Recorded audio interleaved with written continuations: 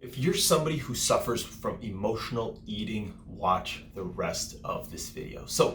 I'm gonna ask you a couple questions, and if the answer to one or more of these questions is yes, then you probably are an emotional eater. So number one, do you eat when you're not hungry or when you're full? Do you eat to feel better, to calm and soothe yourself when you're sad, mad, bored, anxious? Do you reward yourself with food? Do you regular eat until you've stuffed yourself? Number four, right? Number five is, does food make you feel safe? Do you feel like food's your friend? Number six is, do you feel powerless or out of control around food? Like I said, if you answered yes to one or multiple of those, it's very likely you emotionally eat.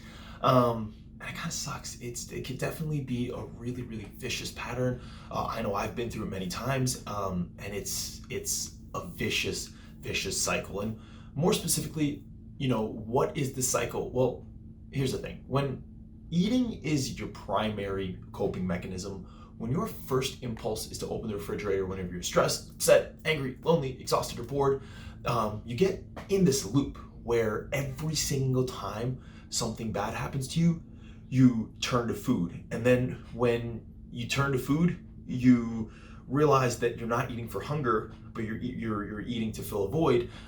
This causes extra weight to happen. This is really just a willpower lapse, and you feel ashamed about it. And because you feel ashamed about it, you have a cynical lens of the world. And so then when something bad happens to you, it amplifies it. And then what do? You turn to food. You eat more than you should. You eat when you said you wouldn't, and boom, you feel that shame, and then it becomes that great cynical amplifier, if you will.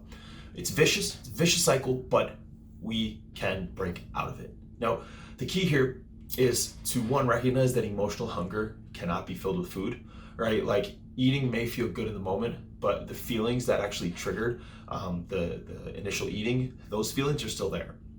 So, just as we discussed, when you make that choice to emotionally eat, you're oftentimes going to feel worse than you did before, simply because of the unnecessary calories you've consumed, right? And then you're going to beat yourself up for messing up and not having willpower. So the problem then compounds, as you now always feel ashamed, and you always feel the need to turn to something to make you feel better. So the first step essentially is identifying the difference between emotional hunger and physical hunger. So before you can break free from the cycle of emotional eating, you need to realize, am I actually physically hungry? Like, I'm a human being. I have nutritional needs to sustain life, right? That's okay to eat then, of course. But when you're emotionally eating, obviously that's not going to be the most productive and constructive for who you are and for who you're trying to become. So like I said, the first step is distinguishing between physical hunger and emotional hunger. But this distinction can actually be trickier than it may seem, because they might mask as the one or the other, right? But here are a couple characteristics that actually determine what emotional hunger really is. So emotional hunger comes on suddenly, it hits you in an instant, and it feels overwhelming and urgent. Physical hunger, on the other hand, comes on a lot more gradually. The urge to eat doesn't feel as dire or demand that instant satisfaction, unless you haven't eaten in a long time and you're genuinely super physically hungry. But really, it doesn't come on that quickly, right? Whereas emotional hunger, it's generally very overwhelming. It's this strong, fiendish craving. It's a lot less gradual than physical hunger. Emotional hunger also, sign number two is, you crave junkier foods, right? You're not going to have emotional hunger for vegetables and fruits, maybe fruits, but definitely not for vegetables. When you have emotional hunger, you're going to crave salt, sugar, all the comfort foods. That's what they call comfort foods. Emotional hunger often leads to mindless eating, whereas physical hunger is generally more intentional and deliberate. It's more sanctioned, the portions are more sanctioned, whereas emotional eating, before you know it, you've eaten a whole bag of chips, you've eaten an entire pint of ice cream without really fully paying attention to it and even enjoying it. It's like this more voracious kind of eating. When you're eating in response to physical hunger, you're typically more aware of what you're doing. Another thing about emotional hunger is that after you've eaten a good portion of food, you still aren't satisfied. That's a big sign of emotional hunger. Even if you're physically full, even if the fullness hormone leptin is secreted, even if ghrelin, which is the hunger hormone, that goes down, even if physically you feel full, emotional hunger will still have you eating more, and that's a big sign. Physical hunger is a lot less stuffy. Once you feel satiated, you feel satiated.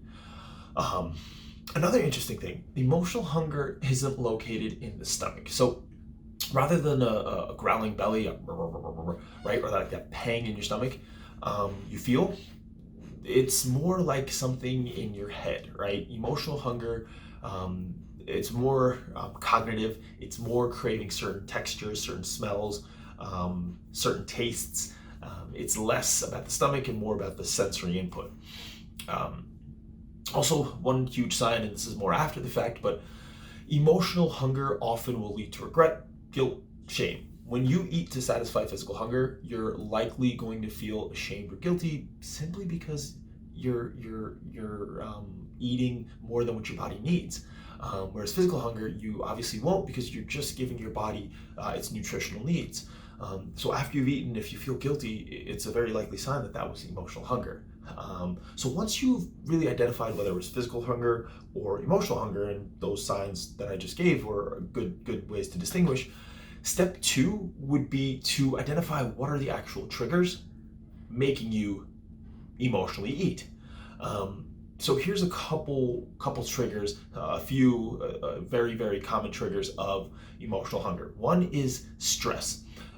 Now, obviously, there's the emotional side of things, like when you're stressed, you just want to feel better emotionally. There's also a physiological release of a hormone called cortisol. Cortisol, especially when it's chronically elevated, cortisol, or stress hormone, when it's released, it actually calls for your body to eat more salty foods, more sweet foods, more fried foods, foods that are going to give you a burst of energy or pleasure. It's really a biological thing. It's when your body's under stress, it thinks it's threatened, and all of a sudden it's calling for that quick insulin spike, that quick energy, and that's what ends up happening when cortisol is chronically elevated. Managing stress is huge for stopping emotional eating. Another trigger for emotional eating is emotions. Look at that, emotional eating. So when you're uncomfortable, when you're angry, when you're scared, when you're ashamed, when you're sad, when you're lonely, it's so easy to numb yourself with sugar. It's so easy to numb yourself with salt. It's so easy to numb yourself with those comfort foods. So that's another trigger, is emotions. Boredom is another trigger.